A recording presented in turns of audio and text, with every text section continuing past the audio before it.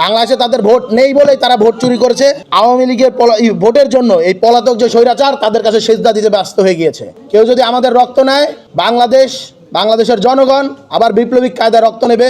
বাংলাদেশের রাজনৈতিক মহলে এবং বাংলাদেশের নাগরিকদের কাছে এটি একটি বার্তাও বটে যে নির্বাচনের যে পরিস্থিতি এবং সেই সাথে বাংলাদেশের সামগ্রিকভাবে যে আইনশৃঙ্খলা পরিস্থিতি রয়েছে সেটি সন্তোষজনক নয়।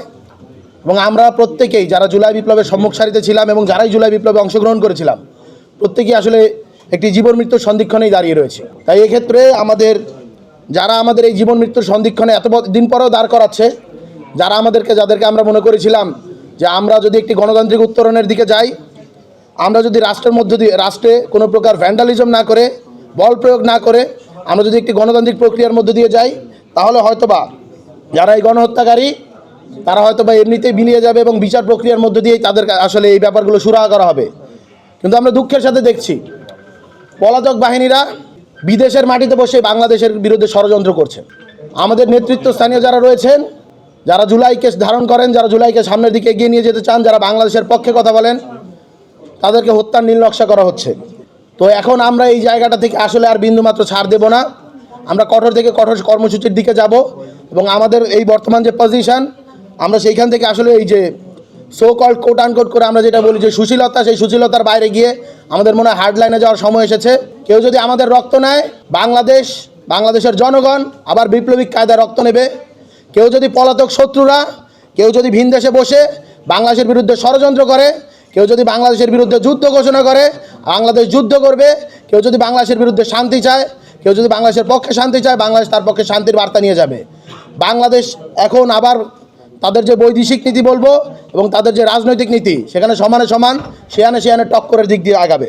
24-এর যে নির্বাচন হয়েছে সেখানে ওই আমি ডামি নির্বাচন, আপনারা ওবায়দুল কাদেরের বক্তব্যে দেখেছেন যে বলেছেন ডামি প্রার্থী দাঁড় করিয়ে দাও।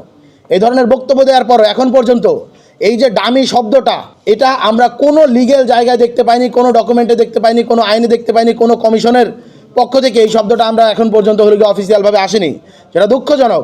নির্বাচন কমিশনার এটাও বলছিলেন যে যেহেতু ডামি শব্দটা এখন পর্যন্ত অফিসিয়ালভাবে কোনো আইন বা কোনো ইস্যুর মাধ্যমে আসেনি, আমরা অফিসিয়াল জায়গা থেকে তাদের বিরুদ্ধে কোনো অ্যাকশন নিতে পারছি না। এবং যে জুলাই আগস্টের যে গণহত্যা, সেই গণহত্যার ভিত্তিপ্রস্তর আসলে 24-এর নির্বাচনের মধ্য দিয়ে স্থাপন করা হয়েছিল। দেখুন, আরও একটা লিগ্যাল জায়গা এবং যেই জায়গা থেকে আমরা বলতে চাই 24-এর নির্বাচন কেন অবৈধ, তার একটা সবথেকে বড় উদাহরণ হলো যে এই 24-এর নির্বাচনের যে নির্বাচন কমিশনার ছিল, আপনারা জানেন তিনি আটক রয়েছেন। যদি এই নির্বাচনটি বৈধ হতো তাহলে কিন্তু তিনি আটক থাকতেন না, তিনি বিচারের সম্মুখীন হতেন না। সুতরাং এটা আসলে জলের মতো স্পষ্ট যে এই নির্বাচন একটি অবৈধ নির্বাচন ছিল এবং এই নির্বাচনে যারা অংশগ্রহণ করেছে তাদেরকে অবশ্যই আগামী নির্বাচনে তারা যাতে নির্বাচনে অংশগ্রহণ করতে না পারে সেই জিনিসটি নিশ্চিত করতে হবে। আওয়ামী লীগের যে ভোট, so called quote unquote Awami লীগের যে ভোট, আওয়ামী লীগের যদি বাংলাদেশে ভোটই থাকতো তাহলে তাদের আসলে ভোট রিগ করার আসলে কোনো প্রয়োজন ছিল না, তাদের আমি ডামি নির্বাচন করার প্রয়োজন ছিল না, তাদের কখনো ভোট চুরি করার প্রয়োজন ছিল না। বাংলাদেশে তাদের ভোট নেই বলেই তারা ভোট চুরি করেছে। প্রশাসনকে, রাষ্ট্রযন্ত্রকে ব্যবহার করে, রাষ্ট্রযন্ত্রকে কারাপ্ট করে তারা নির্বাচন খেলা খেলে বাংলাদেশের মানুষের অধিকার হরণ করেছে। কিন্তু আমরা দেখতে পাচ্ছি রাজনৈতিক দলগুলো আওয়ামী লীগের ভোটের জন্য এই পলাতক যে স্বৈরাচার তাদের কাছে সেজদা দিতে ব্যস্ত হয়ে গিয়েছে।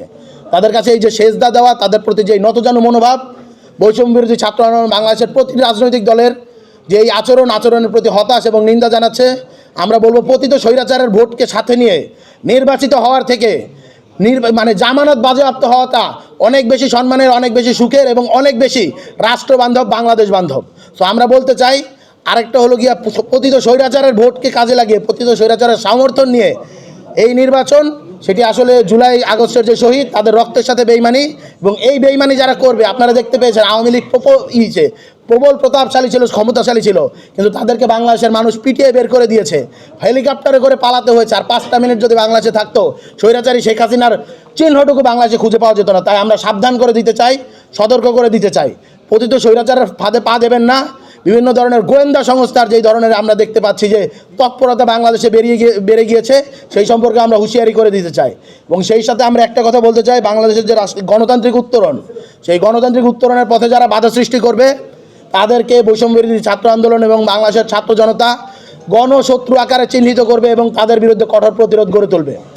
এবং এই ক্ষেত্রে সো কল যে মববাজির ট্যাগ দিয়ে বাংলাদেশের ছাত্র জনতাকে থামিয়ে দেওয়ার যে একটা অপচেষ্টা করা হচ্ছে, সেই অপচেষ্টাকে কিন্তু আমরা বরদাস্ত করব না।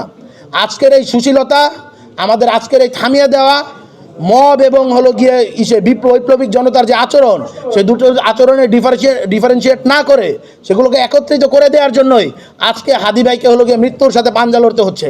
সুতরাং আমরা আরেকটা হাদি বাংলাদেশের ভিতরে তৈরি হতে দেব না। আমাদের বুকে যারা গুলি করতে চায় তাদের দিকেও বন্দুক তাক করার জন্য বাংলাদেশের জনগণ এবং বাংলাদেশের আইনশৃঙ্খলা বাহিনীকে তৎপর থাকতে হবে।